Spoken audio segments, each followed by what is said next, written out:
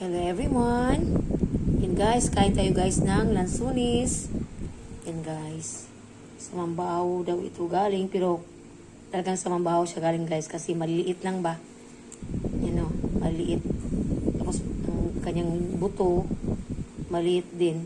Ang iba walang buto guys, walang liso. Yan, at meron din tayong seedless na grapes. Yan, bumili lang ako nito guys ng 1 kilo kasi bumili lang ako nito guys. Bumili lang ako ng grapes guys na 1 kilo. Kasi gusto ng bunso kong anak, guys, grapes ang kanya ba. Yan. Pero yung walang buto kasi, ayaw niya nung merong buto, may liso. Pero cute siya guys. Meron kaming suki kasi na binibilhan ko ba, malapit lang sa church. Sa Santo Niño Church. Ngayon, maliliit siya oh. Yan. Mas mabuti yung maliit kasi para hindi sumul ba. Para lang. Yan. Ang cute niya guys. Yan. Pero itong akin guys, itong aking kakain itong lansunis.